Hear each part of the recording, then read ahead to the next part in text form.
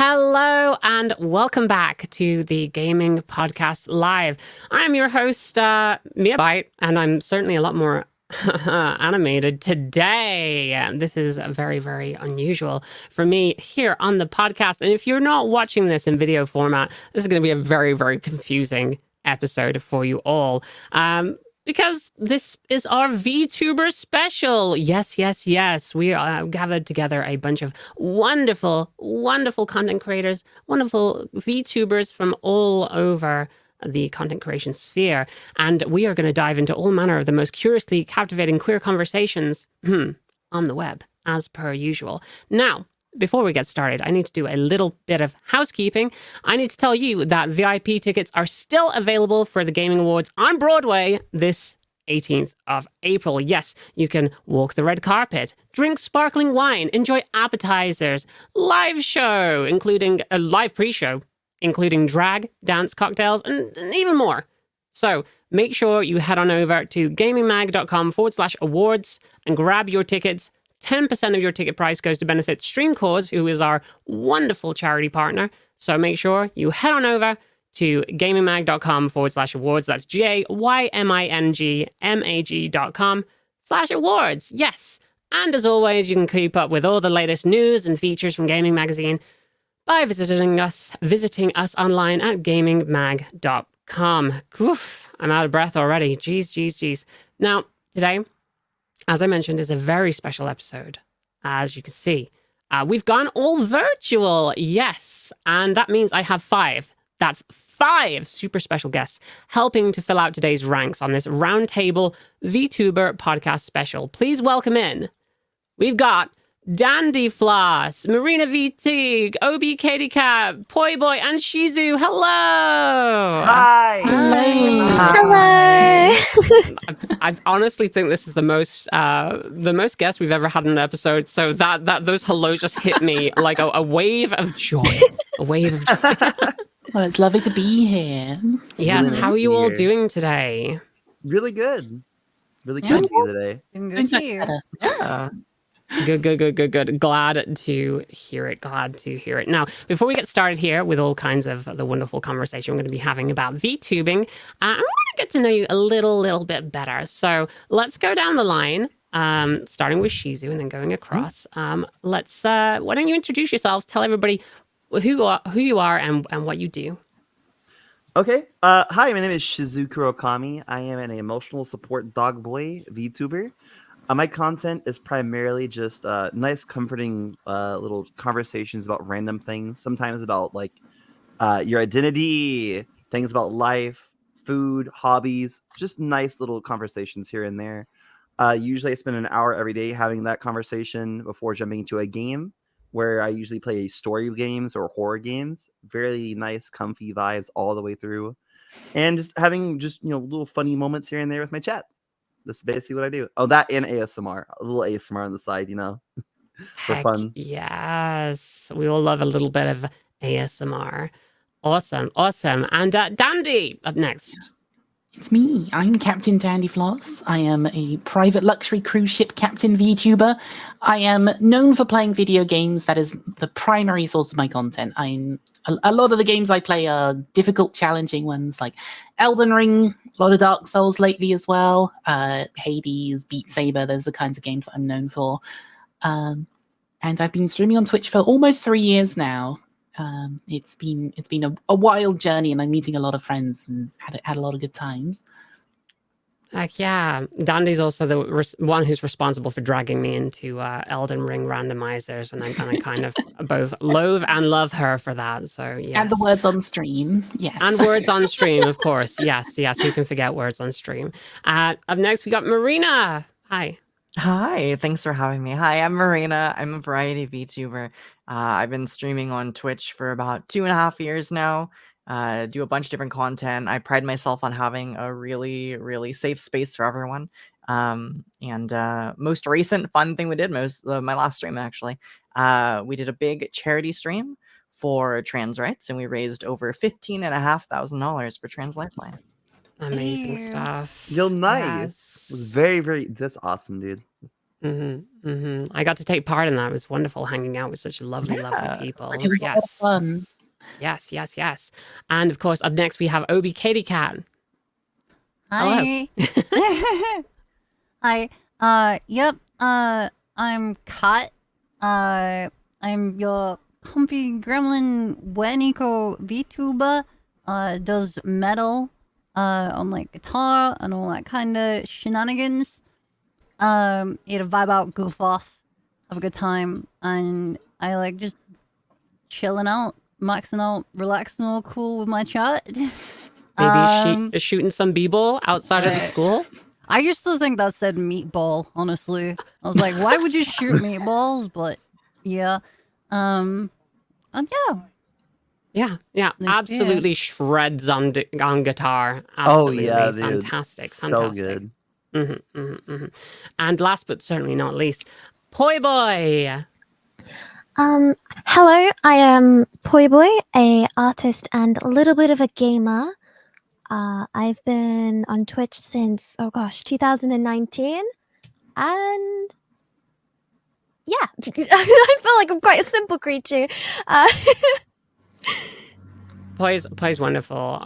You vibe, you create stuff. You do. Are you allowed to talk about like the art stuff that you work on for certain places? Yeah. I kind of have like a sort of freelance thing with Advanced GG. I've done now like 2 cups for them. I've worked on like multiple. I mainly specialize in doing like streamer packages or emotes or like product stuff, I guess. Heck yeah. She's really good at Poi is amazing. Lisa, I'm so happy to be joined by such wonderful guests today. You are all absolutely fantastic. And I'm really excited to have this conversation with you because we're going to jump, because this is a special roundtable podcast, we're going to be dedicating all of our time to today's big question. And it's if you watched VTubers, this question is going to seem a little bit weird, but this is for the novices, the people who know nothing about VTubing. This is our guide to VTubing. So today we're asking, what in the world is VTubing? What is VTubing? Can anybody enlighten us? Like, if somebody came along and were like, I have no idea what VTubing is, well, how would you explain VTubing to them? I would probably explain it as just content creation with a virtual avatar. So, Yeah. as you can see, all of us here on screen, we're all represented with our own characters. It's not necessary that we have to show our faces, our actual faces. We're representing ourselves with a different character that can be who we want. It's a way to express yourselves that you can't necessarily do if you were just using a webcam. It opens up a lot of different avenues that you can do different things and express yourself in really fun ways. And it's just a lot of fun. Yes, of course, because I'm looking at everybody's different designs here, and there is such variation as well between like everybody. In fact, this isn't a question that I had planned, but how did everybody come up with their designs? Like, what was the inspiration for you? Mine's just me.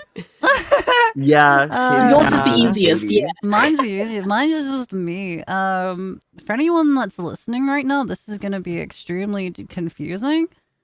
But yeah, this is definitely a video podcast more so than anything else today. Yeah, everybody on the screen right now is all like really colorful and pretty and stuff, and it's really nice to see the variation and like see like, you know, people's personality really shine in like all the designs and stuff, and you can like get a real sense of like what their personality is, and it's really sweet. One thing that I enjoy about your design, Katie, like you say, it's just you. How detailed it is. How much detail that you have gotten put into it in terms of like reproducing like even the molds on your body and exact things that are one-to-one in real life. That's really impressive. Oh, thank you. Yeah, no, I love it. Like there's been a load of times that I've been like umming and ahhing about like, oh, do I really want to like lean into like, you know, having like a completely separate like OC to me kind of thing. That's something that I have played with in my head a bit. But I don't know. I'm just really comfy with this because it's like the whole reason I went with this design in the first place was because I used to cam stream before VTubing. Yeah. And then I wanted to make the change because I have real bad anxiety, so like having the cam on like didn't help with that. And I did want a VTube from the start. I just didn't, know how to go about doing it and this, that, the other. But then I wanted to make the change like seamless and easy for chat. So when I just made it look like me, it was like quite an easy decision for that. But I'm very happy that it kind of is just me because it helps me relate to it a lot more as well. But I know a lot of people don't also do that. And fucking huge respect. Oh, yeah, huge respect to the folks that can. Heck yeah. And anybody else? Does anybody have any design origins for their models that they want to talk about? For mine, my design was basically like I chose black hair because black was easy on the eyes for me. Like it was just really relaxing to look at, and I really like the color red, so I made my eyes red. And my outfit is actually based off the person who rigged my model. The person who actually like made it move and everything, like they added all the little animations. This is basically their outfit, and I really like them and I really care about them, and I wanted to have like a piece of them to be a part of like my model, so I added like their outfit to mine. That's so cute. Oh my god. It's so cute. What a great way of honoring your mama or your papa. I guess that's something else that VTubers do as well, that they give like father and mother names to their artists sometimes. It's not everybody does that, but some people do. I have seen some people say they don't like that because if they're like if they're the artist, it's usually called the mama. But if the artist is actually doesn't go by she her pronouns and doesn't like being called mama, they're like, can you just call me the artist? It's a strange thing. It's obviously meant to be like on good terms. It's supposed to be endearing, but some people might not be comfortable with that. Yeah, some people don't like it, but for the most part, it's just like a little bit of the VTuber culture. And we'll totally jump into that VTuber culture. Before we leave off, Marina, is your design just based on yourself? It's me. Yeah, it's similar to what Katie was saying. I was a face cam streamer at first, and I wanted to do VTubing specifically actually for VR because I didn't want to be on camera with a VR headset. I'd never knew someone had mentioned VTubing, and I thought, okay, like I'm never gonna do that. Like why would I not want to be on camera? Like why would anyone ever want to watch someone who's not on camera? And then I started doing VTubing, and I was just like, oh, I get it. Okay, I totally get it. This is amazing. This is fun. And I just had a really nice time with it. But yeah, I basically gave my friend a picture of myself and said, hey, can you do something like this? And they made a V-Roid version of this essentially, and then I got tweaked, and here I am today. But yeah. Heck yeah. Nice. I love how specifically glossy certain parts of your model look as well. It's Thank very you. cute. Yeah, that was very intentional, having a bit of juxtaposition between what's like glossy and what's kind of cell shaded matte to make certain parts pop out. But I really like the cell shaded, like almost like it pops right out of an anime kind of look. That was like a painted cell. Almost. Yeah, it's very cool. I just love that there's such a wide variety of styles for VTubing. It's so good. And Dandy, what about yourself? What inspired the captain? Oh, well, when I started VTubing, I was using a pre-made model that I bought online. But it wasn't because it was pre-made and freely available, a lot of people were using it for different things. So I'd had people send me screenshots from things like VR chat or TikTok, and it was using that model, and they were saying like, was this you? Were you in this? I was like, no. So I ended up having to get a different custom model. and that was my previous sailor outfit, and I wanted to keep it fairly similar, so with the white hair, cat ears, everything.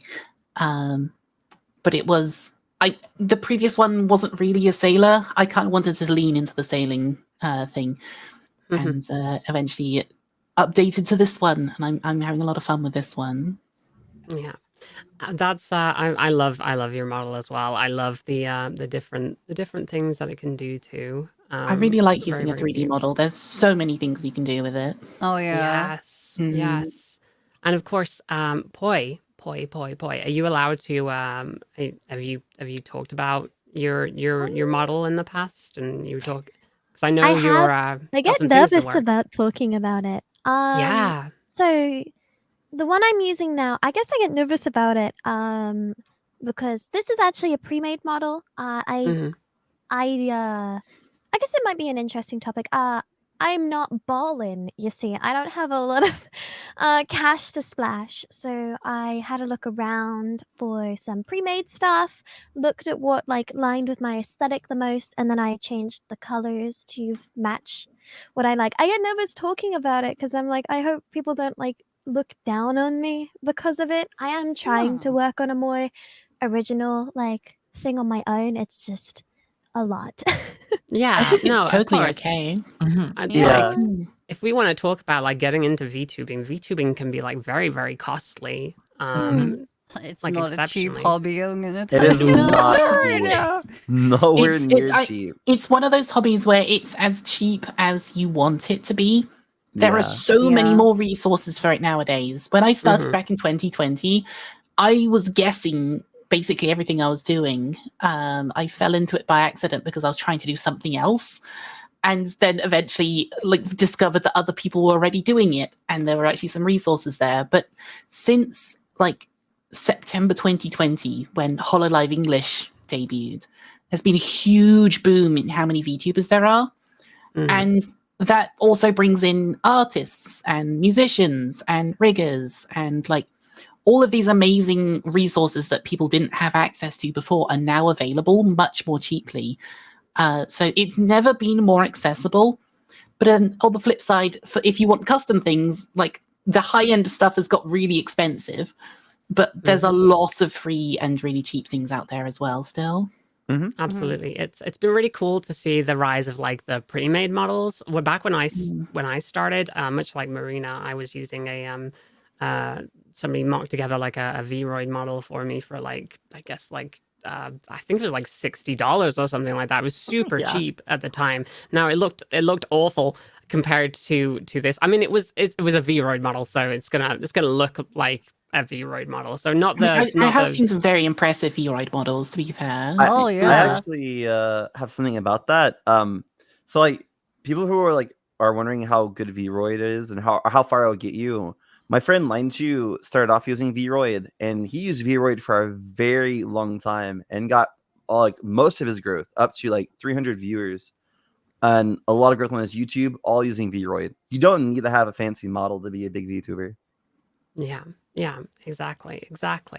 Obviously, the amount that you spend is going to reflect in the quality. But again, like we said, it's so cool to see like the amount of like resources that there are now, the pre-mades.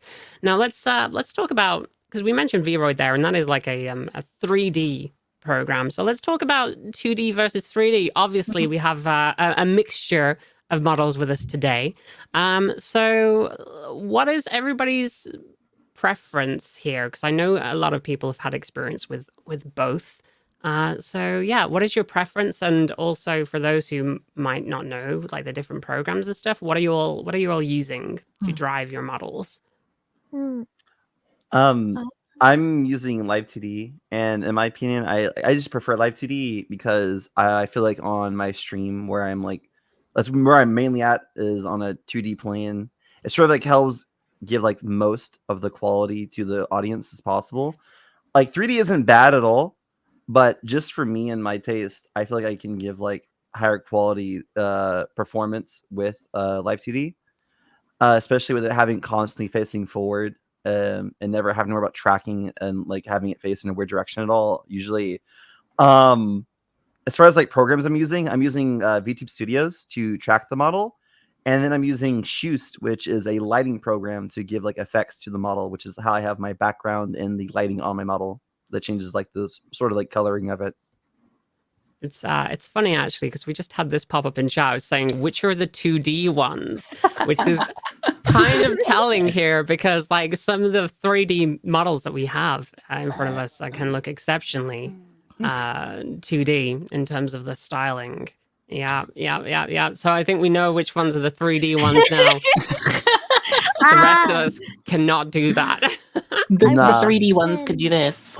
Speak for yourself. Oh yeah, that's true. I can spin.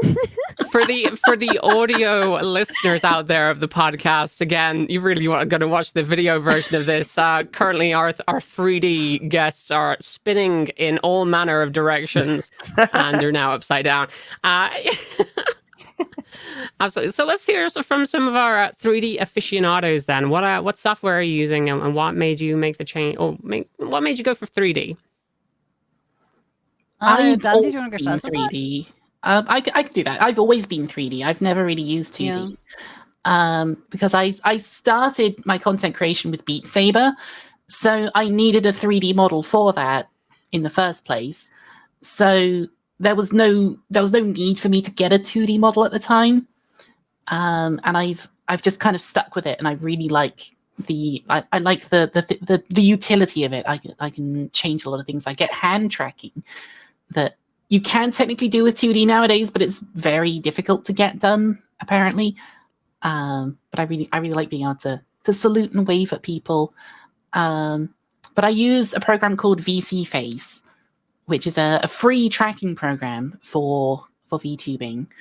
And it takes face tracking from an iPhone, and it just basically runs your model very easily. But I'm also using Shoost like Shizu is for the lighting and the background changes. I'm currently using VC Face for my model, but there's a new one called Vnyan that is coming up, and it seems very complicated but very powerful, and I don't fully understand how it works yet because I've tried it a couple of times and it was very intimidating. But VC Face is really accessible. It does everything I need it to do at the moment. Mm-hmm. Mm-hmm. Mm-hmm. And Very good Katie? software. Yeah, Because you used I'm to be using... 2D, didn't you? Yes, so I actually have a lot of people have said that my 2D is actually like one of the most advanced ones that they've seen because like my head can turn like Yeah, all your the head friggin' way. turn I is can go, phenomenal. I can't say it. Phenomenal. Phenomenal. Yeah, that's there we it. go. Yeah. Phenomenal. Yeah, I can turn like 220 degrees. You know, I've got like a bazillion toggles in it. You know, I can like sit, stand. I've got hand tracking in it and all that kind of stuff. So it's basically like a 2.5D model because it's like in between the two. Mhm. And then my 3D model looks 2D. So I've got like two models that are like somewhere in the middle. But from my experience with it, since getting a 3D model, I very much struggle to go back to 2D. There's something about like the expressiveness and like how it flows and all that. Like 2D, don't get me wrong, is beautiful and looks amazing, and you know you can get really expressive with it. But there's just something about the way that 3D like reacts and functions, and then like the flexibility of it. You know, for like for example, like I have this model in MMD, so I can make like little goofs with that. And then I also have it for VR chat, so I can use it for that. At the moment, I'm currently using same as Dandy, so the iPhone, VC Face, Shoost. So I'm doing all that, and then I'm capturing my screens behind me there. So that's an OBS thing. I've got a couple of my buddies over here. But what's it called? Yeah, I'm using the Leap Motion for my hand tracking. Same. And then, yeah, and then, what was I'm actually at the moment looking into, being able to do, I'm working with, Code Miko at the moment. to try and figure out Nice. how to get like some even more functionality into like 3D environments and models and stuff, and make that a little more accessible. Find ways of making budget builds that people will be able to do to make that more accessible for everyone, like all across the entire like community. And also looking into easy ways of getting full body tracking into VC face itself. Heck yeah. So for our listeners who might not know who Code Miko is a like a full body tracked VTuber kind of actor, I guess. Like uses an Unreal Engine setup, right? Yeah, she uses like Unreal Engine and all that kind of stuff to track all that stuff, and then she uses like mocap suits. She's a game programmer. Very expensive very mocap good. suits. I looked into that once, and it's like, wow, just to rent that's so much money. So Yeah, it's crazy.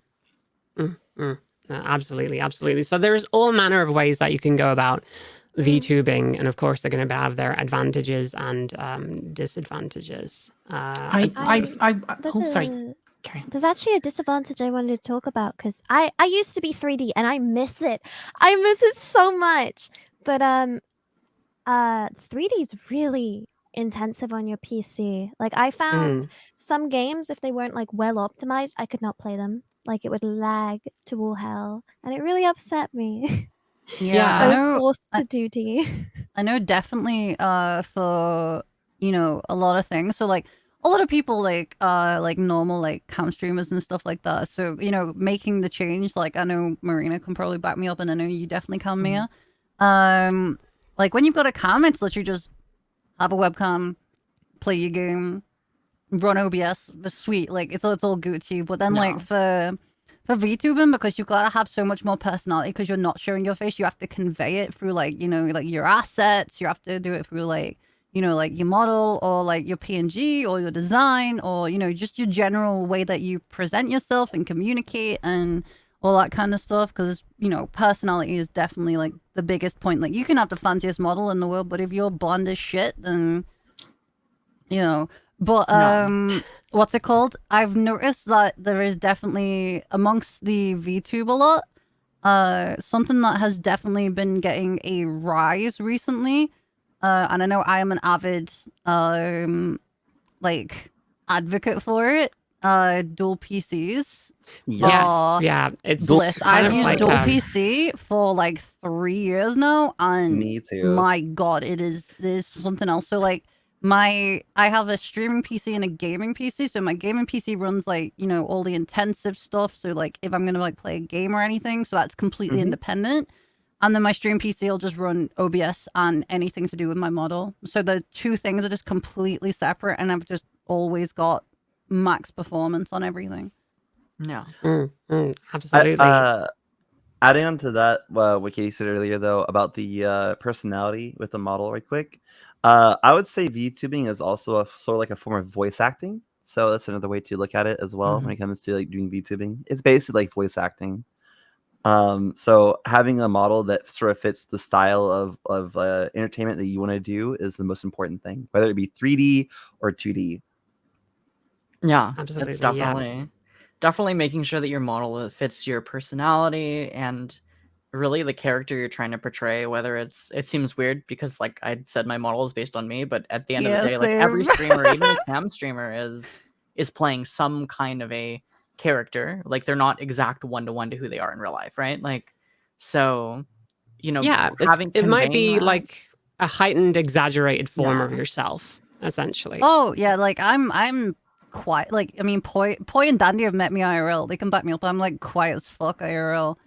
Like so it's just we all anxious in real life. Oh yeah. That's the big thing about maybe the reason we're VTubing is that we don't want to show our face because we're anxious, and we can hide behind a model.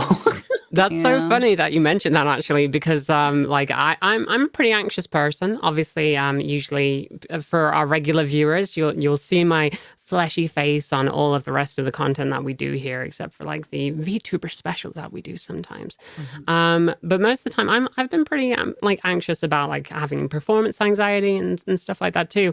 It's interesting that that's mentioned because do you feel that VTubing is kind of like a form of escapism? I know that a lot of people have managed to like explore parts of their personality and explore potentially like gender identity through VTubing. So I wanted to get your like takes on that. Do you think that's something that VTubing Yeah. really helps with? I've always said, I think there's a strange way to look at this. I think a lot of people looking from the outside say, well, those are just a bunch of people who are like hiding behind a mask. They're not really themselves, you know, all this stuff. hate that And I statement. know I said, Mm. you know, I said like that we're like playing a character, but in the sense like yes and no.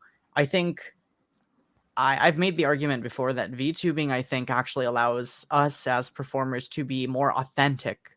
At least for a lot of us, to be way more authentic in the things that you just described, in our ability to kind of like you know, no inhibitions because of the we're not on camera, we're dealing with that anxiety or whatever it might be, and be able to just do things and be ourselves in ways that we may not have felt as comfortable, you know, without the avatar and stuff like that. So I think that's honestly why VTubing has taken off so much, because people who watch VTubers understand there is a level of authenticity and a level of connection that you just don't get sometimes from a lot of people on camera, you know? Mm. I Yeah. agree with that. Something, yeah, that's something that I think is a huge selling point of VTubing that people who don't watch don't understand. I definitely say uh, it's more expression more than escapism, because it's Mhm. like I know like a lot of people that I talk to, and myself included, it's a case of you can be more you than when it's like actually you. If that makes sense, that if for someone that doesn't understand VTubing, you're probably like, what you mean? But yeah, no, that's definitely the case. It's like, you know, you get to be yourself and be comfortable in like your own virtual skin, if that makes sense. Yeah. Yeah. It's like it's like a reflection of yourself that you've crafted from ground up. Like this is you don't have, you're not stuck with what you've been given. You're like, okay, this is exactly how I want to look. This is exactly how I want to be seen. I can express myself how I want rather than how I'm expected to. Yeah. It's a very freeing feeling, I have to say. Yeah. I will add on to like the whole escapism thing. Like the idea that it's escapism isn't really it's not necessarily that, but like VTubers can create a whole other world like with their identity, right?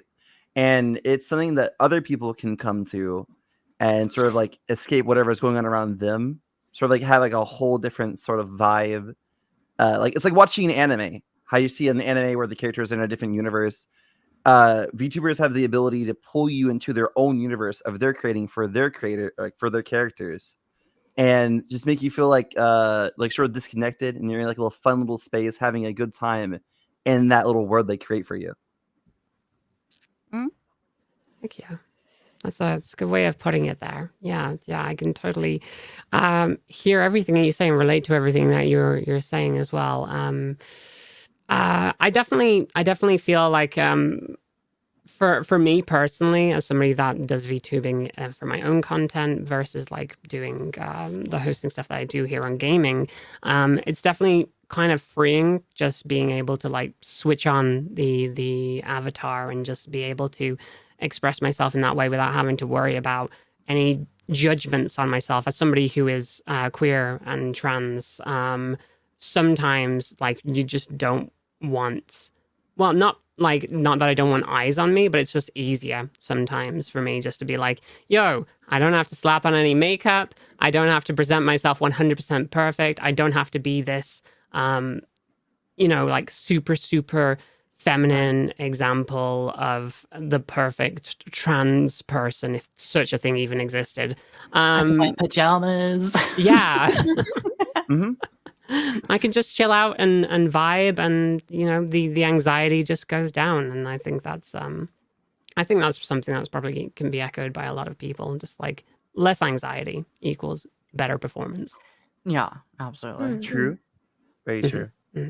Like Awesome. it's a nice feeling not having to worry about like brushing my hair or like putting the makeup on, making sure I look just right for stream. I know what you mean. Yeah, like I can just turn it on and it's there. Oh yeah, the amount of times that I've been in PJs just vibing, it's been amazing. Yes. Okay. Yeah. So let's briefly touch on the different sides of VTubing. Now, all of us here, I would say we're all indie VTubers, if I'm not mistaken, right? Nobody would class themselves, because there's two classifications. You can be an indie VTuber, or you can be a corporate VTuber. Does anybody want to explain what the difference is between those? Yeah, sure. I can Yeah. take on that. So you have companies or corporations, so I would call it corporate. We have companies that are agencies, and agencies basically pay employees, like the way you would pay actors, to perform as VTubers and run their streams and make money, make merch, all this kind of stuff. But the idea there is that you have people being employed to be VTubers, and then they get paid by the money that they're making and such. Independent VTubers, on the other hand, are people that are just doing everything themselves. They're paying for their model, they're paying for everything that they do, whereas corporate VTubers are getting that all covered. In return for the corporation taking a portion of the profits that they're making. Yeah, so there's obviously, pros and cons, because independent VTubers are their own boss and corporate VTubers have a boss, right? So they're not fully in control of the content that they're making. Yeah. Mhm. Yeah. And then on the other hand, you've also got the fund backing for corporate is a plus, but for us indies, it's scrape the barrel, boys. All Team coming up, out of work pocket. together. Yep. Yeah. The only advantage of knocking it off those taxes at the end of the year. Let's go. Yeah. All the Ah. tax reductions and whatnot. Yeah. Yeah. Of course, you have like a little bit of I guess, I don't know if you call it a little bit of like an in-between. Like there are some corporate VTubers that allow you to like use your own model and still be part of a group. Say like is adoption Vshoujo? style? Yeah, Vshoujo, Kawa, Kawa. Yeah. that kind. Yeah. Yeah, and I think the model's going to be slightly different there because, they don't have complete ownership of what you're doing. And the amount of freedom is going to obviously be completely up to the agency, whether they Read your own... contracts, guys. Yeah, Yep. not even read your contracts. Have a lawyer read your contracts. Yeah. So Chad is also asking for some examples of like corporate VTubers. So that would be Hololive, Nijisanji. Yeah. The biggest Yeah. one in the world is Face probably Neck. right now is Galgura. She's probably the biggest one at the moment. Yeah, part of Hololive. Oh yeah. You see a Yeah, lot of they're- them on YouTube compared to Twitch. Twitch seems to be the indie headquarters. Well, we have Yeah. Vshoujo, Yeah, but- definitely. It's absolutely like amazing how far it's started stretching now. There's like advertisement campaigns like all throughout Tokyo, I believe, for like some Hololive members. They've been like popping up. And it's a really weird campaign as well. It's like IRL people with the VTubers in situations like sharing time with them. And I'm not sure how to feel about that. It's kind of cute, but it's also kind of like you got Gora next to like some guy and they're just in a room alone together. It's like, I don't know about that one there. Oh, like, do you Very remember strange. what film was it? I think it was for Batman. And then really? LA Yes. Darkness I saw that. was interviewing Robert Pattinson, and he was like, "What is going on here?" He was very confused. Yeah, it was really interesting. That was really interesting. VTubers are popping up more and more all over the place with different industries and companies, especially Yeah, like it's with true. branding. Like Opera GX, for example, is Mhm. working a VTuber made for them. A lot of Yes. companies Amazon has are one. turning to Netflix has VTubers. one. Yeah, Netflix Yeah. has one. Yeah. Crunchyroll has one. A lot of Mhm. Opera's just got businesses. one. Yep, it's Mm, becoming a more of a way to express like have more expressive person working with their brand and showing off their brand while also connecting with the new audience. mm. Yeah. Did everybody see the Opera GX? I don't necessarily want to delve too deep into this, but the drama and that was Yeah. Yes, that yes. yeah I they don't only see wanted any drama ever, so so yeah I'm they very only jealous. wanted like people applying up to the age of 30. Yes, they said, please specify your age. We are looking for somebody between ages 20 and 30. Yeah, which Mm. was a Actually, bit sketch. actually illegal in many countries. Mhm. Yeah, I think it is Mhm. illegal, and I think they did clarify in a comment on a tweet later that they are not like limiting it by age. They were just giving Then their why That was their just preference. suggestion? I imagine. think it was I think it came down to them being a browser company and not having any experience in casting and knowing that the way Yeah. that they should have worded that was the character is 20s. Character age 20s. That should have been Exactly. Mhm. Exactly. the information that was given They because they should be otherwise- looking at audition listings to get their Yeah. info first. Yeah. Right, yeah. Let's before I move on real quick, just as a reminder that we do podcasts every 2 weeks here on the channel, as well as a charity stream every other week. So if you'd like to stay tuned to those, make sure that you hit that follow button while you're here. And yeah, so moving on, I want to get to know you all a little bit better. And I want to get to know how you each got started streaming and what like attracted you to either beginning as a VTuber or making the switch to VTubing. We can go along the line if you like, or anybody can jump in. yeah, Sure. play. I got into VTubing because I started streaming 5 years ago doing VR content, and for a while I did primarily like game design, and I really enjoyed using a model to express myself. And whenever I learned about VTubing through Kizuna I thought it'd be a really cool way to continue doing content while also trying like games and different types of like just chatting content and whatnot. So I ended up moving to VTubing because of VR. I was already in VR, already using a model to express myself, and it felt natural. So Kizuna AI was one of the earliest popular VTubers, I think, right? Was that back in, did they start back in 2016? Was it? I think, maybe. I think I'm- 2016 sounds right. Yeah, Mhm. yeah. And like they got incredibly popular. I think they were based out of Japan, and are they still going today? I don't even know if they're Yeah. still around. They I have- think Yeah. so. At least the brand is for sure. The Yeah, I'm brand's pretty sure still they around. stopped the VTuber activities like streaming and videos like that, but I'm pretty sure they've like gone into like different medias. I remember there was like a big thing a while ago when like the air quote owners of were very much into like crypto and NFT and all that. So yes, that was the all- that dreaded was all- crypto. So that was kind of yikers, but you know, but like I'm pretty sure she's got an anime coming out about her Yeah. and like VTubers, like I was about like to a say that. VTuber school. Yeah. coming out. Yeah, I'm excited yeah. to see The how that VTuber goes. school. That's It's like an amazing. academy slice of life where everyone's trying to become a VTuber, but it's confusing because are they VTubers in the show or are they the VTubers already in their Yeah, universe? it's a bit strange. It's like, yeah, VTubing Yeah. itself, like which character are they? I'm excited either way. It looks cool. Yeah, it looks very gay. Yeah. Yeah. there is like a moment where they introduce a character and they're like, she has she's very close with me and I don't know how I feel about this, and it's like, okay. See how this goes. You know what? If there's potential queer relationships in it, I'm watching that just to find out. Dandy, how did you get started streaming? Oh, I mentioned earlier that I started streaming because of Beat Saber. Yeah.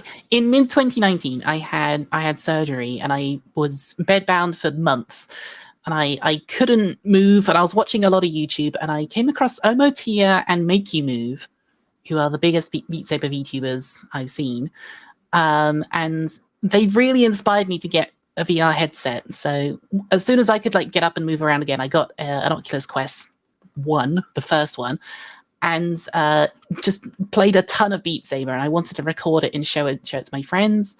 But I wanted to do what Omotia and Make You Move did, and like show themselves from behind with a character and actually playing it. So I was researching a lot of that, trying to figure that out.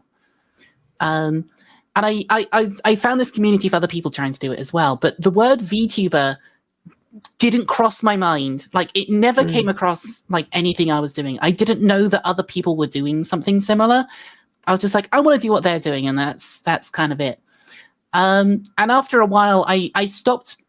I was recording YouTube videos, but I wanted to get feedback from my friends about what I was doing, like with the settings. So I streamed it on Twitch instead, so I could talk to them. And I was like, I actually prefer talking on Twitch and actually having a conversation with people rather than just like silently recording on my own, editing it, uploading it, and then just expecting something later. So I stuck with Twitch, streaming Beat Saber on there. Eventually I broke my VR headset by accident and I ended up streaming other games, and I just kind of kept going from there. And now I'm here almost 3 years later. That just kind of fell into it. I think I came across the VTubing community about 2 months after I started streaming on Twitch. And I was like, oh, there's a lot of resources out there, actually. Trying to figure it all out on my own. Oh, that seems like a roller coaster of things just happening in the right way just to get you to where you are now. That's so cool. I just kind of fell into it. Yeah. And Marina, how did you get started on? Yeah, I think it's funny Dandy said that, because Beat Saber was actually the first thing I streamed to as a VTuber, and it was the exact same thing. It was, I want to stream VR, but I don't want to be on camera with my headset. So what do I do? And I like looked at Beat Saber streams, and I was like, oh, what is this? Like people are using like an anime character, and I just started making friends with people in that community, and did the like, oh, can you help me please? And like someone was nice enough to help me like get set up, and that's how I got started. I've never met someone who got into it the same way I did. That's really funny, actually. Yeah, and that's why I got a V-Rid, because everyone was using V-Rids at that time specifically for Beat Saber because it was so easy. And then I really liked the look of 2D, and I wanted to swap at some point in the future, but I streamed for about 1.5 years before I got my live 2D. It was a while. Almost 2 years actually from when I got my live 2D. But yeah, streaming, how I got into streaming itself, I had just gotten out of like a really abusive relationship, and I felt like it had kept me from being able to explore my identity, explore myself, and like really be me. I was like out and socially transitioned and stuff, but I just felt like I didn't have the freedom. And streaming was like something that I thought at the time would be a way for me to do that, for me to have like to take back my freedom basically, and be able to have control of something that I wanted to do. And it was, it ended up being that for me. It's been really, really nice. It's a form of self-expression. It's very cool. And of course, Katie, you said you started before VTubing. You were you were I guess we're gonna call it flesh tubing. I hate that word. I flesh love that tubing. phrase so great. freaking much. Or Hello, IRL flesh tubing, I tubers. guess. Yes. Yeah. So how did you get into streaming initially, and what made you want the switch to VTubing? Okay. I won't go too early with it because it's a whole other twisted story. But basically, long story short, I was just on the tail end of getting sober of everything, because I was a heavy drug user and alcoholic throughout my teens. So I spent 18 to 21 getting like sorted on that. And then like I came across a Destiny streamer called Glad. And I was watching him do a raid race. And I really enjoyed the feeling that I got from his chat. And I was sat there and I was thinking, like, I wish I had a place to go to like that. But like when I was like, you know, going through everything, you know, like when you feel like feeling like really low and all this kind of stuff, or you just feel like even just a little bit lonely because you haven't got like people who get you, or you know, well, basically I didn't have a community of people to hang out with, and yeah, basically I just went for it. And I as I say, originally I did want a VTube, but I didn't know anyone or anything like about how to go about doing it. So I just cam streamed, and that was 2019. And then a couple of years later, after doing all that, I was full timing, and then I started to come across a couple of my buddies that were getting into like the techie side of it, and I was like, "Oh, can you show me the ropes? I've always wanted to do that." And then so I did, and then yeah, it just kind of like steamrolled from there and got into that. But it was basically just a case of I wanted to give people a place that I wish that I had. Obviously I turned myself around into someone that I wish I had to look up to. So I basically became my own role model and everything. And then held myself to that standard. And then, well, as of this a week today, it will be my 4-year anniversary. So Yeah, congratulations. I'm doing it well now. Congratulations. But yeah. Absolutely, that's awesome. It's nice that you essentially saw a gap there and just became the person that you would have wanted when you were younger. That's so cool for you. That's awesome. And of course, Poiboi, how did you get yourself into streaming and VTubing? I kind of had like 2 times I got into it. The first time wasn't serious, so I used to do speed paints on YouTube, and I was like, oh, my friends were kind of streaming also, so I would just stream to like record because I was like, well, I'm recording anyway, so I'll do that. But there wasn't much passion behind it, and then fast forward like a year or 2 later, I lost all my friends due to a breakup, and unfortunately, people feeling like they had to pick a side. So I was very lonely. I got really, really lonely, and I was struggling to meet people. So I just started streaming because I was like, well, if I start streaming, people who have similar interests to me will probably be attracted to me. So then I'll be able to like make friends that way. And yeah, and then I realized I was kind of funny and kept doing it. Basically that, yeah. Yeah, that's awesome. It's great to hear like how varied people's origin stories are. I was about to say villain origin stories for a second, then I don't know why. Yes, your villain origin story as VTubers. Yes. So yeah. Okay, so this is the gaming podcast, and we're all like different levels of LGBTQIA plus here. But I wanted to know, have you ever felt targeted for being a VTuber who's also part of the LGBTQI plus community? Has that ever caused you any? Yes. Has there been any downsides to that? Yeah. Yes, Oh, very much absolutely. so. Sometimes it few it times. really depends. There are a lot of people out there that will sort of like add tags onto you without you even like saying anything or choosing them because of VTubing, and they'll sort of like group you in with people and send hate your way. Of course, like for example, if you choose like an animal character, or you have like a character that has animal traits, there's like a lot of people who will target you as like a furry, and these people tend to just be someone just hates a large group of different communities, and Yeah. they find VTubing to be really confusing.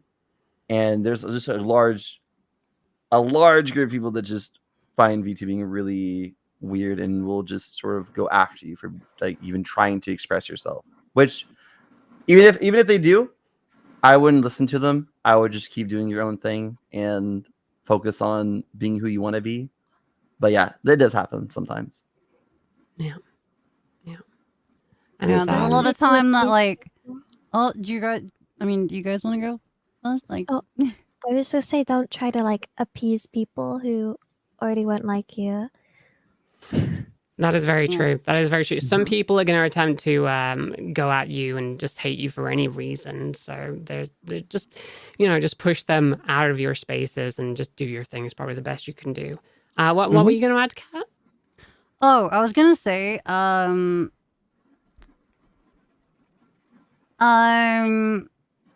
what's it called? Yeah, Is that no. the ADHD kicking in right there? Just, yeah, it is. Yeah. I feel you. There's a lot of time where I just like kind of like I used to talk about shit quite a lot. But all I did was like kind of like like I'll be like like super supportive of like like everyone LGBT because I'm one of you guys, but like it's a case of I won't like actively like talk about it unless something specific is asked. Simply because a lot of the time all it does is seem to encourage a lot, and I don't want to attract it, but I also don't want to just have all that negative stuff, because a lot of the time when that that conversation with those lot, like like trolls and stuff, and they try and like they're like, oh, like trying to just basically get on everyone's nerves. Yeah. A lot of the time I just kind of just don't address it or anything, because it's like, oh well, I don't have time or energy to deal with you. You're not gonna get it anyway. You're just here to be a nuisance. And so a lot of the time, like the way that I kind of go about it is like, if you know about me, then fair enough. You are more than welcome to ask. But if people come in and try and just be a menace, then it's like I just can't do that. So yeah. basically, I feel like what you're saying is there that you centering queerness as part of your identity has attracted like negativity in the past, so you don't go out of your way in order to put that to the forefront right now. Even though like, so there's two sides to this coin, right? There's like the whole thing of, oh, I'm being supportive, I'm wanting to promote and like uplift like my peers, like you guys, for example, and then so like it's like, oh yeah, we can do all this cool kind of stuff, like awareness and all that kind of stuff. But at the same, on the other side of that coin, you've got when I do stuff like that, because like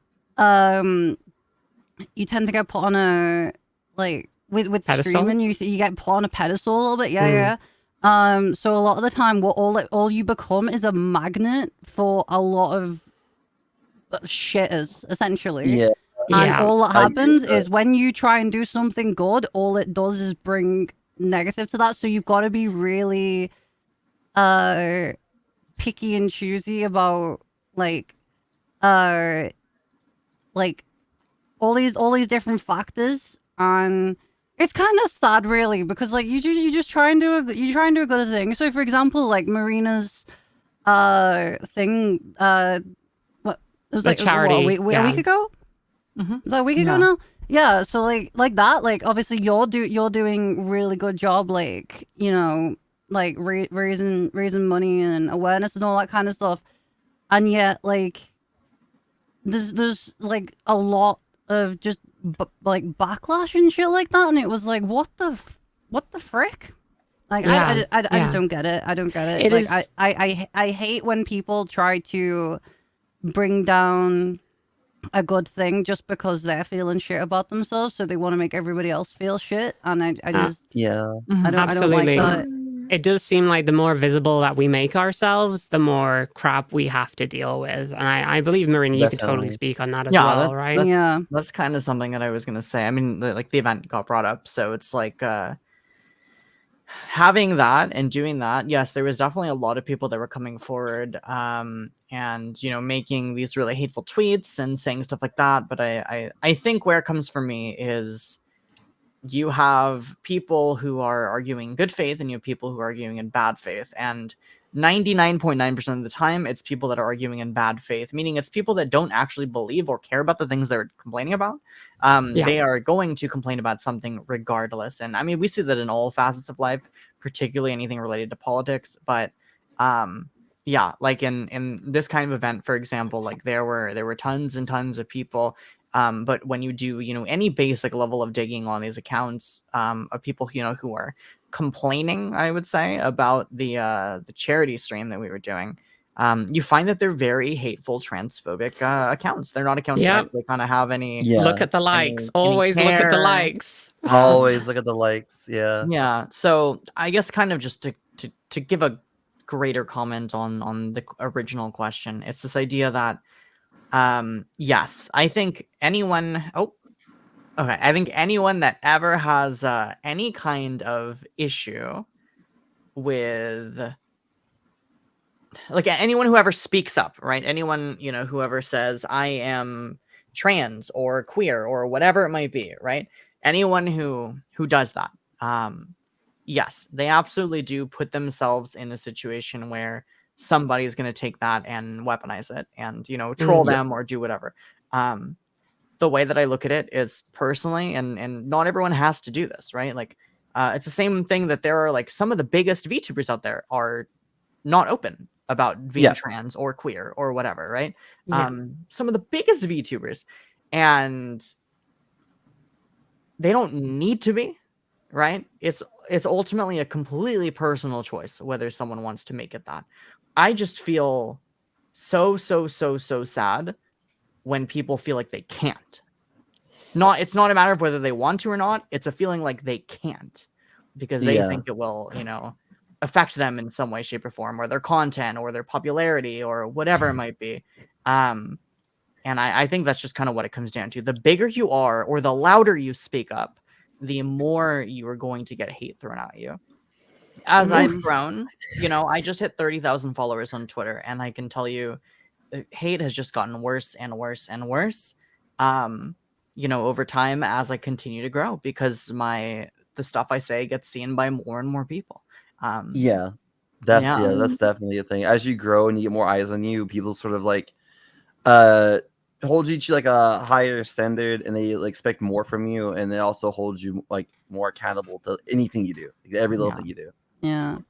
One of the most annoying things that does happen going on the whatever you say kind of thing, in what you said, Marina, is when like you say, like, some people, like, they don't want to come out, or like myself, I don't talk about some of this. I mean, if people ask, I will say, but like, it's generally not a thing. But one of the things that I do hate is when, like, people, like, even when I've come out and said something, people like try and twist it, and they're like, oh no, because you didn't go in, like, you didn't say it exactly like this, which means that you're actually this. And it's like, bruh, you don't know me, like, come on. No, like, Exactly. that experience I've had many times is that when people argue with you on the internet, they're not actually arguing with you, they're arguing with the straw man that they've created in their own minds to represent you. One of Like, my favorite things is because I don't get triggered at anything, like, they try and wind me up about it, and I'm just sat there like, bruh, come on, like. The other thing I find is, like, they're not actually there to argue with you in specific. They're against, like, a small thing that is part of you.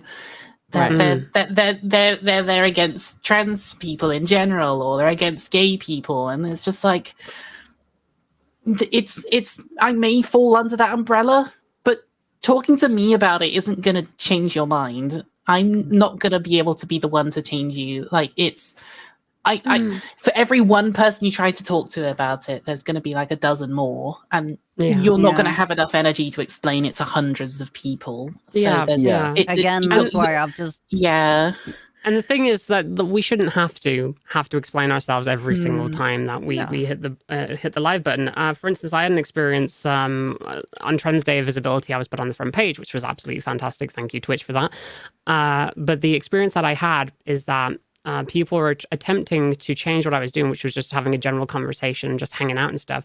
The stream then shifted to me defending myself from trolls and like proving myself as a trans person, and like them trying to twist the conversation into, okay, you're trans, what do you think of XYZ, what do you think of like athletes and sports? It's like, listen, just because I'm a trans person doesn't mean that I have to sit here and argue with you and be an expert on every single thing about the trans community. That's not my job, you know. And it's sad sometimes that that's the kind of labor that they expect from queer people anytime that they go live, you know, that you have to defend your existence. When they call, like, you know, anyone under the LGBT umbrella snowflakes, they're the ones getting triggered at everyone else's existence. And it's like... I agree with that. You said it, not me, man. I do feel like it's the old adage, you know, like the nail that sticks out gets hammered down, and that's what they're trying to be. They're trying to be the hammer that nails everybody back into being like conforming to society. And unfortunately, like, you know. Do you remember when Elon and like all of his bum boys were all like, oh, friggin' free speech, humor back on Twitter, and then literally everybody started impersonating them as a joke once they got it, and then they're like, no, you can't do that. It's like, oh, free speech on Twitter from the site that's now started restricting words like trans and queer and stuff like that. So. Free speech for $8 a month. It's like 15 now, isn't it? Free speech for people that agree with me. Yep. So that's all it is. Part of the reason. Oh, sorry. I was gonna say, like, part of the reason why I'm sort of like hush about myself with a lot of like LGBT stuff is because I know a lot of these people exist. They're like really just out to cause problems, but a lot of them really don't really take what they feel seriously. And most of the time, just by me being myself and then in private just talking about who I am, I've been able to convince a lot of like people who are negative like that to be a little bit more respectful, to be a little bit more accepting, because once people don't see like that part first, they're more likely to like just treat you like a person. Like once they like see that you're just a normal guy first, then they'll listen. That's usually why I don't really talk about my stuff either, by the way, for like LGBT stuff. Yeah, that's cool. And Poi, did you have something you wanted to add there? I guess like it's a similar point, but Marina, you mentioned people who don't really come out, and I was sitting here like sinking in my seat because it's something I never really talk about on stream because I don't think people would accept it. Like, I know I come across very effeminate, and people are like, "Oh, because you're effeminate, you're she/her," and I'm like, I don't want to argue. I don't want to start this, and it's something I wish I could be more open about and be like, "Yeah, hi, like this is me," but it's the fear of just I don't think anyone would accept it because I don't conform to the way that people think I'm supposed to be. And it's also a fear of shattering people's like initial perspective of me, because when people come in and they hear like my voice and see the way I look, a lot of the time they're like, "Girl," and I'm like, I mean, and I get really scared to argue about it because it then just causes conflict. Because when I go against people's initial understanding of me, they're gonna be like abrasive, and then it turns into this whole thought of, oh god, am I to blame? Is it my fault for not presenting like enough? Well, Am I here's the the issue? thing. And it's just I would such never a I would never see yourself as the issue, Poi, because it's again, it's about like having fears of not wanting to deal with like bullshit every single day just because of, you know, people's notions of you. That's valid. You're valid in that. It's like if you want to present yourself however you want in order to be safe and comfortable, that is a valid way to live. So I wouldn't feel bad about it or anything I think like it's that. more, it's fear of putting myself out there because I hate to say this, I know people won't respect it or understand it. I guess like I talk about it. I've talked about it a little bit in private, but like I'm gender fluid, and I tend to prefer more masculine tones and like saying for me, and I don't ever really like talk. I even get scared to talk with my friends about it sometimes because like I'll mention it to people and I'm like, hi, I prefer like a masculine stuff, and they still will only ever refer to me as like very effeminate terms. And it's like, I know they're not trying to be rude, but it just pushes into my head that people won't accept you. You need to change if you want people to accept you. And I guess that's also why I kind of liked the whole tomboy thing. I mean, I even have boy in my name a little bit just to like reclaim something. I've been slowly trying to reclaim parts of it. Like, this is so stupid, but like, No. I tell my chat they're not allowed to call me mommy. They have to call me daddy or dad or something. Because it's like a small like training people into, hey, please use more masculine terms.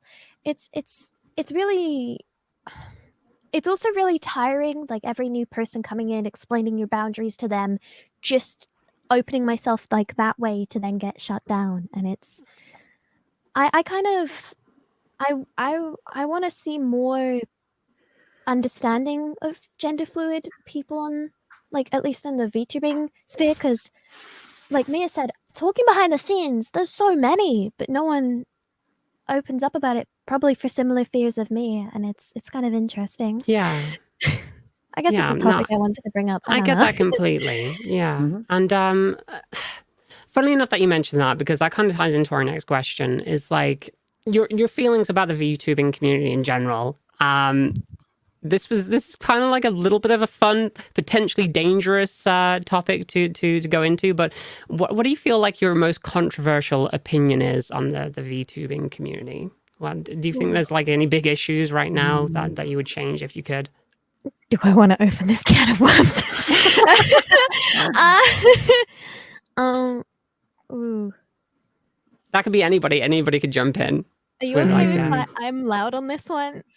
Sure. Please do. Go right ahead. Okay. Yeah. I want to say, I want to make sure very clearly, because my opinions are very separate from all everyone else here. Is wonderful. I am my own person. My own opinions do not reflect others. Others might disagree, and that is completely okay.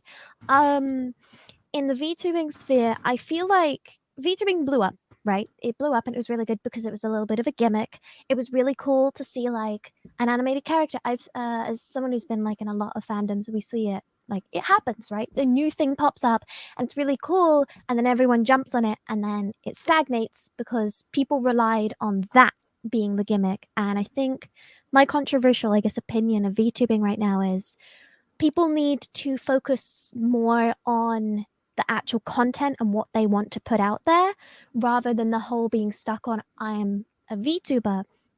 And it's actually been really exciting because I've seen over on YouTube a lot more of those VTubers are kind of like breaking out of what's not VTuber, and it's really interesting. I guess that's my controversial opinion. You know what? I've got the exact same opinion for you. Just took the words out of my mouth. Same. Dude, I agree. People in. Maybe it's not that controversial. Yeah, like I mean that's like one of the one of the reasons why I started doing the whole like playing guitar on stream, like shtick, and then like I'm obviously branching out into a lot more really experimental shit like in the background at the moment to like try and not only do it for myself but like help a lot of other people out. But like since I started doing the music stuff, like I've seen so many more coming out and like showing off what they can do, and it's like, if I had a message to say to literally every content creator out there, don't be afraid of what you can do. Just do it, and if it if you're passionate about it, just do it. A lot of the time, even if you don't feel you're that good at something, just go for it. Because like, at the end of the day, you never know what will and won't work in terms of thing. And at the end of the day, like one of the really sad truths about like content creation is it doesn't work for everyone. Mm-hmm. Or like sometimes you don't get picked up by algorithms, sometimes like a platform doesn't decide to pick you up, or maybe you have like the dips and rises of like numbers and all that kind of stuff. Like people hyper focus on when they do well, and then like take it really hard when they don't, and all that kind of shit. But literally in this, you've just got to bite the bullet and say, I want to do that, I'm gonna do that, jobs are good. Because otherwise it just all gets really stale really fast, and then no one stands out at all, and then everyone's just, oh yeah, it's an anime character on the screen, ooh, woo. And then it's like, yeah, okay, we've seen that like a gazillion times. There's like a million. Yeah, it's got to be more than that now. You have to do it's like oversaturation in content creation in general. You have to be doing something to stand out, and that can be difficult for a lot of people. But like if you have a passion for something, like you say, go for it and experiment and see if there's an audience there for it. Definitely. Does anybody else have any other controversial opinions? I think back in 2020. There was a period of time where you would say, I'm a VTuber, and someone else would go, oh, I'm a VTuber too. And there was this camaraderie, and that was, when we said we had a VTuber community, like that's when it was, right? Yeah. But yeah, no, nowadays there are just hundreds, thousands of people now who are VTubers that the novelty has worn off, and you can't get by with VTubing. The fact that you were a VTuber was enough, and now if you're not creating, if you don't have a great personality, if you're not creating good content, like it is becoming the same thing that cam streaming is, which is you're just another person in a giant pool of people, and if you don't prove yourself, like there's nothing that's going to help you get pushed to the top. I think it's less of a community now and more of just another genre. Of, that sucks. Content creation. One thing I've seen. Sorry, go ahead. No, go for it.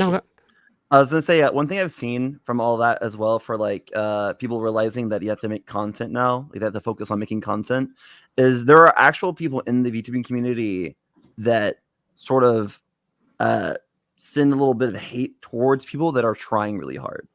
There's sort of like this feeling of weird. There's sort of like this feeling of like that they think that if you're working really hard that you're just doing too much, and they get really annoyed with you. It happens a lot. I've seen that a lot. People think that they don't have to try that hard making content. They think they shouldn't have to try that hard making content. And having a little bit of an ego complex that they own the world, when honestly it's a case of consistency and smart working, not hard working, because like anyone can work hard. But it's a case of you got to work smart and be consistent, and those two things are what goes into it. Obviously, if you work hard with those two, then obviously that's going to work in your favor even more. But like everybody has limits, and if someone doesn't even try and reach the limit, and then they don't get far, and like they start blaming the people that do work like to that, then it's like, well, you got no one to blame but yourself. Like, come on. I feel like that's a general streaming thing, and like a generality in the streaming verse, is that anybody who succeeds, there's always going to be other people that try and pull them back down to like a lower level, who like feel like they're owed something. As I think it was Marina said, streaming has VTubing has become just streaming. So a lot of the rules that do apply to streaming in general, or like videos in general, like they've got to have. Sorry, my ADHD brain is kicking in. That's okay. Yeah, you've got to kind of use the rules that apply to VTubing, but now also have the rules that apply to streaming thrown in. So yes, while it is harder, but it just means that you've got to keep up with the times, kind of thing. Yeah.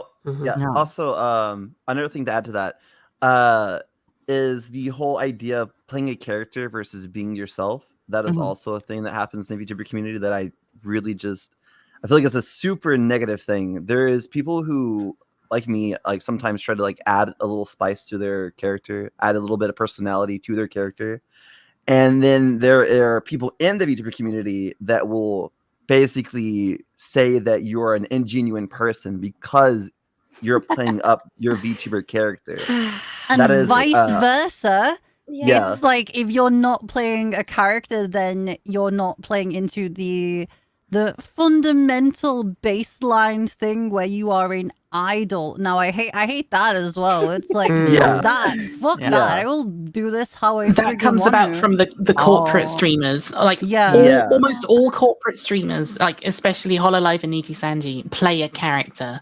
They're not streaming as themselves. They are actually representing the company as a character. They are it's like the difference between going to Disneyland or going to like Center Parks, for instance. You're going to be seeing like staff there just being themselves, or if they're playing a character. So it's what you're looking to get out of the experience. But a lot of people think that because the biggest VTubers are corporate, everyone else should be doing that. So if you're not doing that, then you're not playing into what they expect a VTuber to be. Yeah. And then if you are playing into that, there are people who just sort of call you just like ingenuine, sort of like to just create this sort of like weird feeling of distrust because you're playing a character as well. Which is also it's almost as if you can't win. It's almost like you can't win. End of the day, fuck everyone else. Do what you want to do. And just stop listening to everyone else. They're all idiots. We're all idiots on this face of a lump of rock drifting through the solar system. Everybody dies. Everybody shits out an asshole. Apart from if you use a bag, which in that case, apologies. But in that case, do what you fucking want. Just don't be an asshole. Don't gatekeep VTubing, and don't care about the people that are gatekeeping VTubing. Just do your own thing. Exactly. Just do your own thing. Right. Let's move on to something a little bit more positive then. I'd love to do you have any personal stories or highlights of from your time as a VTuber? That's something that really sticks with you, that you hold close to your heart. Everyone here. Yeah, pretty much. Yeah. I've got a story, but it's a little bit sad, and I'm not sure if I can. I can probably say it, but it's positive but sad. Okay. I had a member of my community for probably about a year or two, and was a well-known face. Talked to everyone in my chat and in the Discord, very active. Even at one point, introduced me to his mother. Said my mum's watching, and I was like, "Hi, your son's really nice. Is really friendly." And then a few weeks later, I learned that he'd actually passed away from some terminal illness that it turned out he never let on that he was going through. And my whole community felt really sad, but also at the same time really glad that we could be parts of his life. So it was very impactful, and it's something that really sticks with me, that I was able to be there for him and be a part of something to distract him from what he was going through. But it really shows that you never know what people are going through, and if you can, just be kind. There's no reason to default attack somebody or be negative to somebody. Just you never really know what they're going through. Yeah. Yeah. Very So, true. anyway, sorry, it is quite depressing, I know, but it's something that really stuck to me. No, totally. That's It's completely bittersweet, valid. that. Yeah, I mean, being able to like touch people's lives, I feel like is a really big part of this, like inspiring people and like just getting to make so many friendships. For instance, for me, like anytime that I get to hang out with other content creators or do collabs or anything like that, that just brings me so much joy, just like getting to hang out with like such cool people all the time. And like, that's something that I hold close to my heart. Is there anything else, anybody else Yeah, sticks out? I think it's not a particular thing, but it's this idea that I've worked really hard over the past 2.5 years, and seeing people that I look up to, say something nice to me, that kind of indicates that that people notice what I'm doing, and it makes it feel worthwhile, whenever, or even just a nice comment from a viewer, just about like, people noticing what you're doing. I think that's something that's really nice in the VTuber community. Yeah. No, yeah. Absolutely.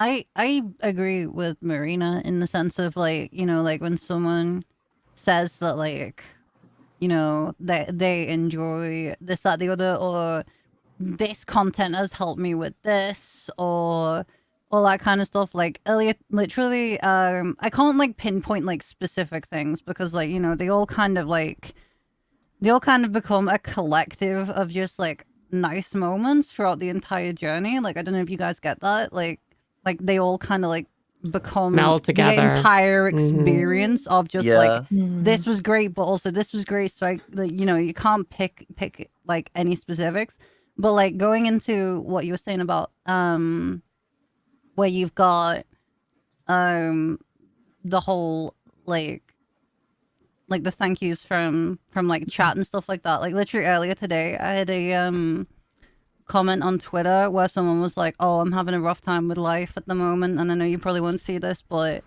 thank you for the videos and this, that, the other, because it does help. And I was just like really fucking like heartfelt and like humbled that like it does help and stuff like that. Yeah. And it means I'm doing something right. Yeah. Totally. I think MCM was that for me. Like, Oh, MCM was bloody great. So much fun. Oh god. Am I gonna be mushy? Fuck it. Okay. So I am unfortunately too patient for my own good, and it's made me meet some very unsavory people who didn't really care for me. And because of VTubing, I was able to meet people who wouldn't be mean to me. A lot of the time I met people who were like, "No, you are pretty Pog," and I'm like, "Yay, thank you." And getting to like meet everyone and those people in person and hang out and get food, and it made me feel real for a bit. Like I just felt real, and I've never felt happier. And God, why do all of you have to be so far away? Gosh darn. Well, I'm not too far actually. I did visit you like last year. That was good fun. Yeah. You were the first VTuber I've met up with. I just went and visited Poi, and we got ice cream on the beach. We It was had a really little nice. date. That's so Yay! cute. Oh my god. Oh my god. Okay. Well, let's finish off then. Before we do though, we have a section that we always like to finish off with called quick fire questions. So what I'm going to do, usually we have one main interview guest that we fire off these questions to. So I'm going to give you each of these questions. I'm going to give to an individual person. And then if you all want to jump in with your own answers after that person's given theirs, you totally can. So we're going to start off right about now. I'm going to start with Shizu here. What was the one game that defined your childhood? I would say Legend of Twilight. Sorry, Legend of Zelda Twilight Princess. Sorry, my Hell brain yeah. sort of goofed there. I love that heck game. yeah. It really did a number for me with my love of wolves and whatnot. Anybody else? Ocarina of Time. Minecraft, Ocarina of Time, wonderful, wonderful. Portal. Portal, nice. Me. That's Katie, a big one for me. You got a game that defines your childhood? I have a selection. Alien 1, Metal Arm's Glitch in the System, Abe's Odyssey, Halo. Yeah, I could go on. Banging, let's go. All right. Dandy, who's your favorite video game character? Character in general. Oh gosh. Oh god. You think about it. Does anybody else want to jump in while Dandy's thinking? Samus. Samus? Lara Boy, Croft. did you say With Lara Croft? Lara Croft with the realistic armpits mod on. Cool. Wait, is that the old polygonal, triangle like the boobies one? The remake one. Someone made this really nice. It's for immersion, guys. It's not some weird kink thing. It's for immersion. Okay. So like when you have Lara Croft running around and she's getting all dirty and sweaty, and you can like basically smell her through your screen. It just adds some like glistening to her armpits and stuff. Lovely. It really showcases the character. Absolutely. Really Poi, nice. did you say Sackboy? Or Yeah, did you say? Yeah. Sackboy. Sackboy. Nice. Nice. I want to say Dandy, Luigi. I Luigi? very much relate to him. Mario? I love Luigi. He's great. Have you seen the new Mario movie yet? I haven't. it's No, so I'm good. still isolating from COVID, so no, I haven't. It's It's so good. good. I love it. It was fun. It was a lot of fun.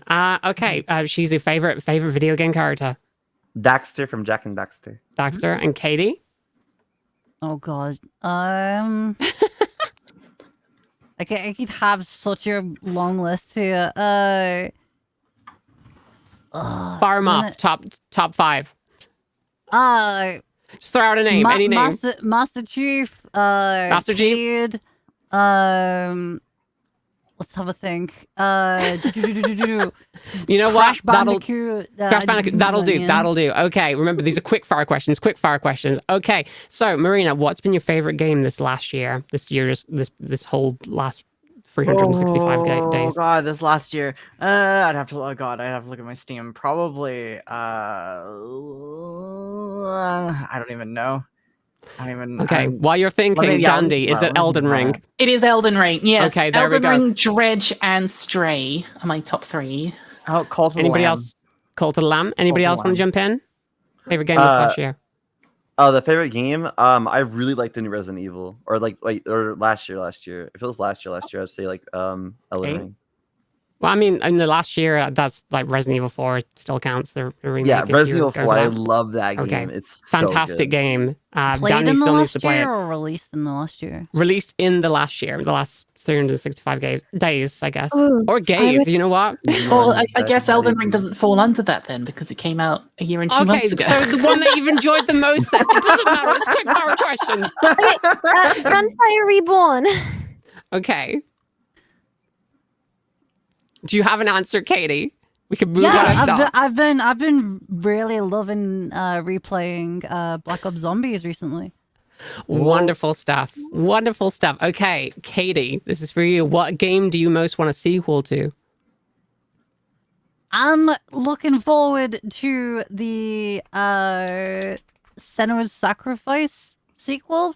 What was the name of the first one? It's literally my favorite game ever because the first playthrough, like, literally I had to have a moment's silence with chat after playing because it like hit us so hard. But yeah. Okay. Mm. That's awesome. That's awesome. Anybody else? Any Elden game Ring that you wanna DLC. see? Oh, okay. Can it be like add-ons to the series? Yeah, sure. It's already coming out, but Outlast Trials. Fantastic. Mhm. Super Mario RPG from the Super Nintendo. I want it. Nice. Never will get She's- one, but I want it.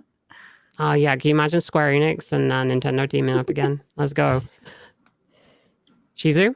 Any game that you want a sequel to? Can it be any game that was ever released ever? Any game. Ashura's Wrath. Cool. Okay, so this is a question for everybody. What one word sums up your Twitch streams? Dingus. Burping. Sweaty. Awesome. Sweaty, wholesome, and Oh, is it me? yeah, Comfy, I guess?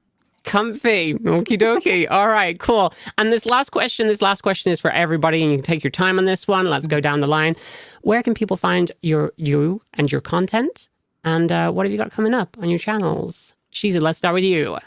Okay. Hi, I'm Shizu. You can find most of my links to my content at shizu.love, which is my URL. Has all my links to everything I have or do. I primarily stream on Twitch. I stream Wednesday through Sunday, starting around 2 p.m. EST. The next thing I'm doing is on Wednesday, I'm playing more Resident Evil 4. I'm going to beat the game on Wednesday. Hell yeah. Dandy? You can find me at twitch.tv/Dandyfloss or Twitter at DandyflossVT.